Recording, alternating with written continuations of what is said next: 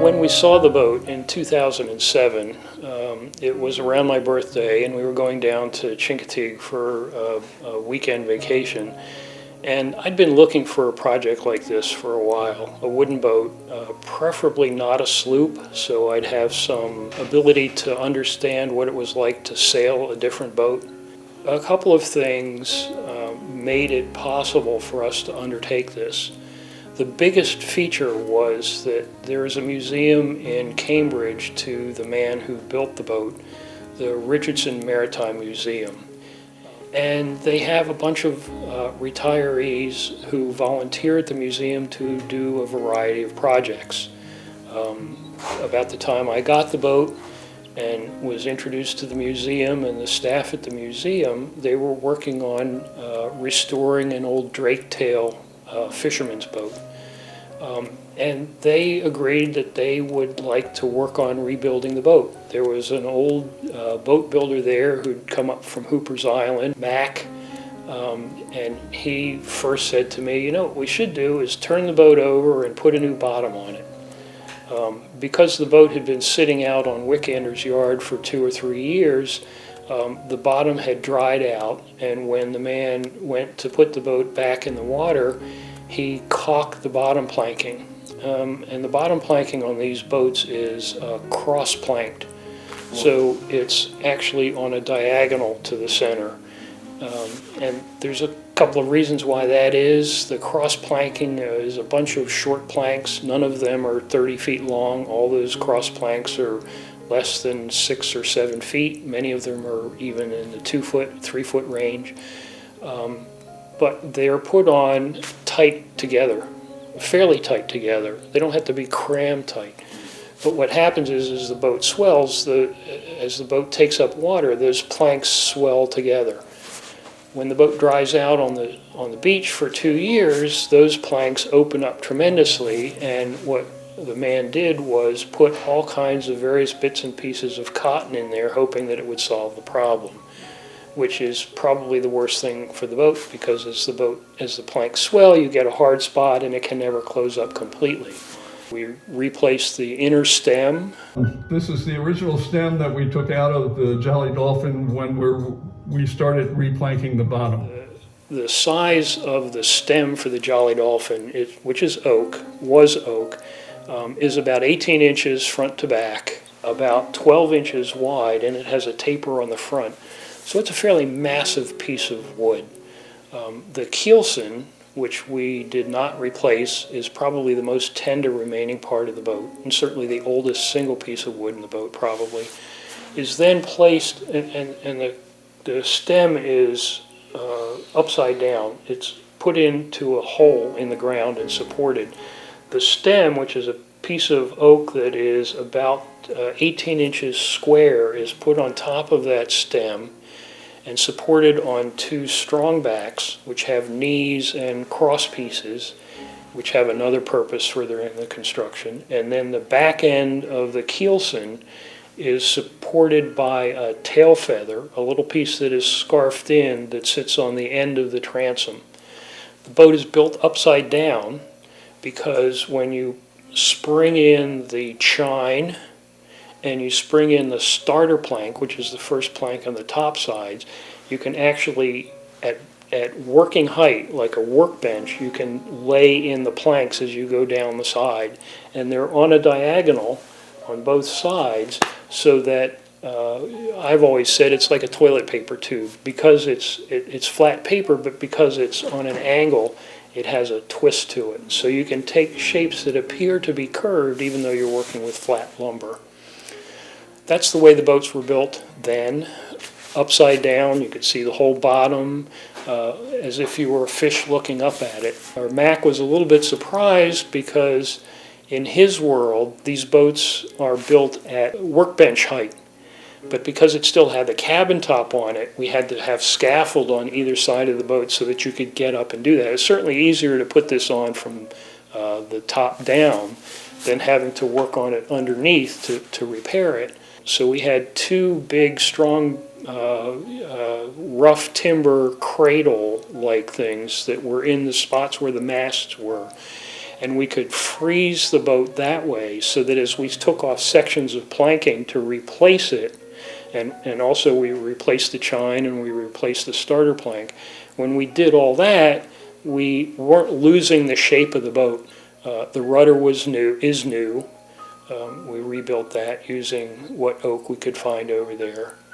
An interesting thing to add to this comment about what we replaced is a lot of the lumber in the sides and certainly the clamps along the top edge was stuff that had come down the bay from one of the hurricanes that happened in the early 1950s.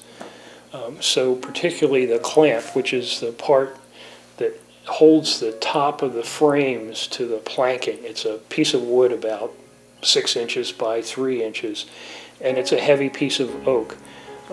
It has a splice in the middle because it's white oak, and getting white oak of 40 feet long is not possible. So we have two 20-foot pieces that are put together using butt blocks.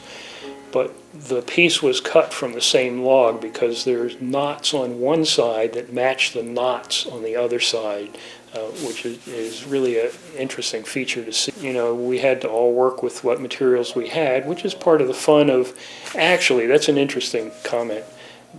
Working with the materials we have is part of why these workboats are so fascinating to me. You know, we don't go to a catalog at West Marine and order a winch or order a part. We try to make what we can with what we have available. The boat had been nailed together.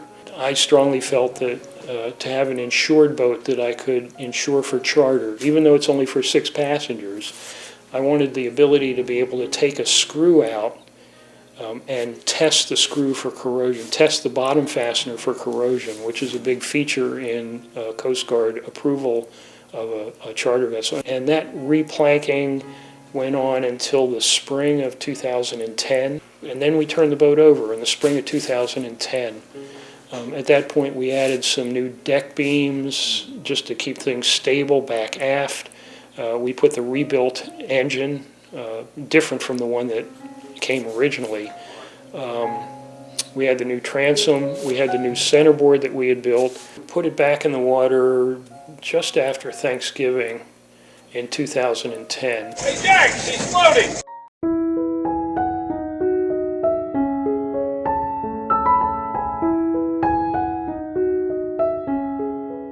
When the boat came back up here, it was all topsides work. Topsides planking were all finished, so it was from the deck up. And the plan there was to replace all the deck beams because they'd been worked on over the years, and some of them were showing a lot of rot. Some of it had been redone. It was all a plywood deck that had fiberglass on it that had been patched over the years. And I wanted to make a more traditional, but not a laid teak deck because it's not a teak deck boat. So I put a canvas down in tight bond glue and painted over it, so it's a traditional canvas deck that you might have seen in the 50s. I took out all of the deck beams in stages. To do that in the way of the cabin is 17 feet long, so there's a long carlin on each side of the cabin under the cabin side. The cabin side had been built up of bread and butter cedar siding, about 1.5 inches thick, laid with white lead between the pieces. But inside that, he had put up a cedar paneling, which trapped the condensation and the moisture between this varnished panel inside and the structure of the cabin. So the structure of the cabin had deteriorated and had been patched over the years. So all that went away. But I didn't just get rid of it all. I had to do the deck beams. Cabin sides came off, but I kept the cabin top and the deck and the overhead beams in place, when I did all the work below that on the deck. So I had to steam bend a 3x4, actually a little more than that, oak carlin, 17 feet long, that had a slight curve to it. But that's the piece that sits right under the cabin side, and the cabin side has long bolts that go through it into that piece of oak.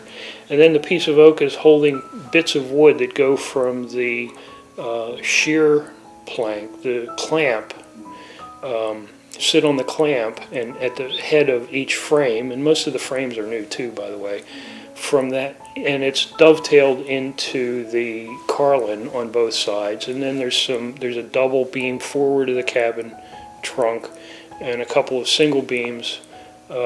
Mast partner aft is also new oak, and the mast partners forward I cut out, but I didn't put new mast partners in. And that was all between 2011 and 2012. So that was about a year and a half to put a new deck on. The cabin sides, I'd gone back and forth about how to do them. Part of me wanted to do it the traditional way, which is just stacking up pieces of cedar and bedding it together and calling it just like the original.